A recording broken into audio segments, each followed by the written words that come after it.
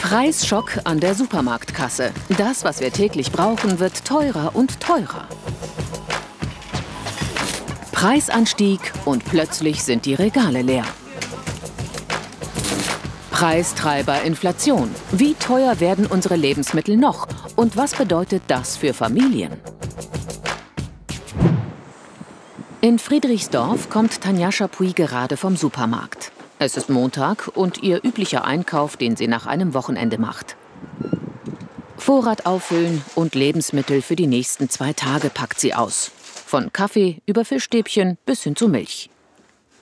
Und was hat das alles gekostet? Heute habe ich über 80 bezahlt für den Einkauf und vor 2 Jahren vielleicht so ungefähr 50. Und ich habe gefühlt nicht viel im Haus. Also ich brauche dann noch ganz viele andere Sachen, um meine Familie jetzt über die Runden zu kriegen die nächsten Tage. Also von Wocheneinkauf kann ich jetzt nicht sprechen. 5 Personen müssen satt werden. Tanja arbeitet freiberuflich in der Verlagsbranche. Ihr Mann ist Ingenieur. Sie leben sehr gut, sagt sie. Für Familien mit weniger Einkommen wird es schwierig, weiß die Mutter. Inzwischen kauft auch sie preisbewusster ein. Also ich gehe schon bewusster einkaufen, würde ich sagen. Ich habe jetzt versucht, ausgewogen zu kaufen, ein paar Marken, ein paar Hausmarken, No-Name. Und es ist so viel geworden, also es ist richtig teuer. Kein Wunder. Die allgemeine Inflationsrate zurzeit 4,9%. Bei Nahrungsmitteln sogar 5%. So hoch wie seit fast 30 Jahren nicht mehr. Wir fragen Chefvolkswirtin Gertrud Traut. Wer sind die Verlierer? Also alle, die Einkommen erzielen bzw. Ersparnisse haben, sind Verlierer. Insbesondere, wenn man ein kleines Einkommen hat und einen Großteil seines Einkommens für den täglichen Bedarf schon braucht und nicht mehr sparen kann, dann tut es besonders weh. Lebensmittel werden wohl noch teurer, bis zu 7%, so die aktuelle Berechnung des IFO-Institutes. Viele Faktoren kommen da zusammen.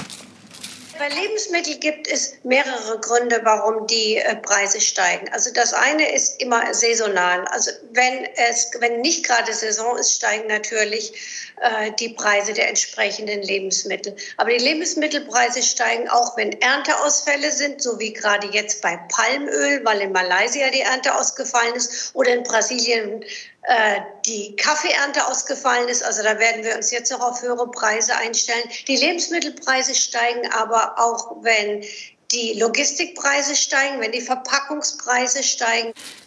Konsequenz: Mehr als 2/3 der Nahrungsmittelhersteller wollen ihre Preise erhöhen, wie Weltmarktführer Barilla pro Kilo Nudeln bis zu über 1 Euro. Branchenriese Tchibo pro Pfund Kaffee ab Ende Februar 50 Cent bis 1,30 Euro mehr. Und ohnehin teure Produkte werden noch teurer. Also wo es mir ganz besonders aufgefallen ist, ist es bei dem Haverdrink. Also der ist ja so teuer. Der ist 50 Cent mehr als noch vor kurzem und doppelt so teuer wie eine Kuhmilch. Preisanstieg neben Lebensmittel auch bei Alltagsprodukten wie Küchenrollen und Toilettenpapier plus 20%. So füllt sich der Teuerungskorb. Mögliche Mehrkosten für die Familie Chapuis jährlich 530 Euro. Preissteigerungen wegen der Pandemie werden wegfallen, prognostiziert Ökonomin Gertrud Traut. Aber dann gibt es die geopolitischen Gründe, jetzt der starke Öl- und Gaspreisanstieg. Das ist tatsächlich ein Blick in die Glaskugel. Wir wissen nicht, was Putin macht, also geopolitische Risiken. Saisonal, das wissen wir auch nicht so genau, aber das gleicht sich dann irgendwann aus. Schlechte Ernten weltweit, teure Transporte und Geld, das weniger wert ist. So wird der Einkauf von Lebensmitteln und Alltagsprodukten teurer und teurer. Jetzt wissen wir schon mal, woran es liegt. Und jetzt wollen wir wissen, was wir tun können. Schönen guten Abend, Wiebke Franz von der Verbraucherzentrale. Hallo, Frau Brüning. Was sind Ihre Top-Tipps? Wie können wir beim Einkaufen sparen?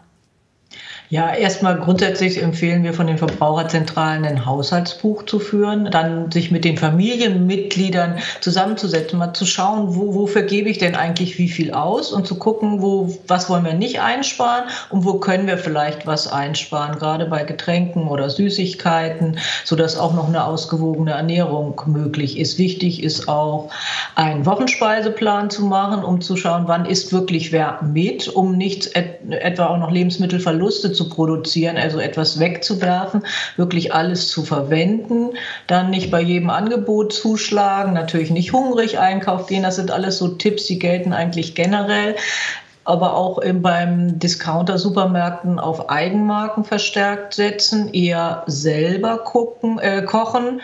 Und eben es kann auch helfen, unverpackt einzukaufen, dass wir wirklich nur die Mengen kaufen, die wir auch wirklich benötigen und verwenden. Und auch ein Tipp ist, gegen Ende eines Markttages Obst und Gemüse einkaufen zu gehen oder auch kurz vorm Ladenschluss, weil dann werden häufig die Preise gesenkt. Vielleicht hilft es auch, ein bisschen mehr zu gucken, was gerade Saison hat. Was hat denn gerade Saison an Lebensmitteln?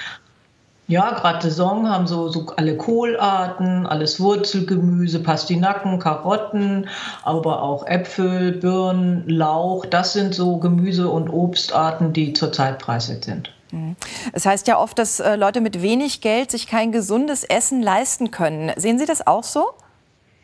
Na, es ist bei manchen Menschen wirklich knapp, muss man sagen. Es hängt wirklich dann davon ab, ob ich fähig bin, auch eine gute Planung zu machen, geschickte Lebensmittelauswahl. Und oft stehen ja bei vielen Menschen auch andere Alltagsprobleme im Vordergrund. Oder sie haben auch keine Energie und Zeit, sich mit Ernährung auseinanderzusetzen. Grundsätzlich ist es möglich, sich auch mit einem kleinen Budget ausgewogen zu ernähren. Aber ich muss dann schon sehr viel Preise vergleichen und gut planen. Günstig ist immer auf nährstoffreiche Sattmacher zu setzen, sozusagen. Also Lebensmittel wie Kartoffeln, Nudeln und Linseneintopf, Bohneneintopf. Das sind Gerichte, die eben im Vergleich günstig sind, gut sättigen und viele Nährstoffe liefern. Auf was würden Sie dann auf gar keinen Fall verzichten? Also auf Vollkornbrot, was würde ich nicht verzichten, auf Nudeln, auf Milchprodukte. Es muss ja auch noch ausgewogen bleiben. Gemüse und Obst nach der Saison kaufen und wirklich gut mit diesen Sattmachern eben ergänzen und strecken und auch immer die Reste mitverwerten. Das kann auch eine ganze Menge beim Sparen helfen. Was würde denn politisch helfen?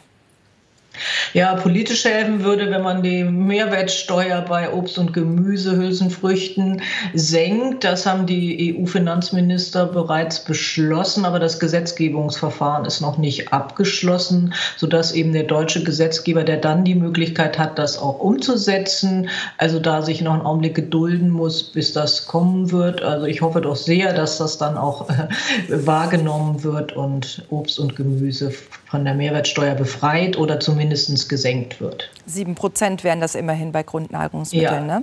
Frau Frank, vielen Dank. Gerne. Danke. Tschüss. Jo, tschüss, Frau Brünning. Also planen Sie, was Sie essen wollen und kaufen Sie ganz gezielt danach ein. Wenn Sie sparen müssen, dann am besten an Süßkram und an Getränken. Auf Obst und Gemüse sollten Sie nicht verzichten. Da hilft, auf saisonale und Tiefkühlprodukte zu setzen. Die sind meistens am günstigsten. Rezepte finden Sie übrigens, wenn Sie in die Suchmaschine eingeben Verbraucherzentrale und gesund ernähren mit wenig Geld.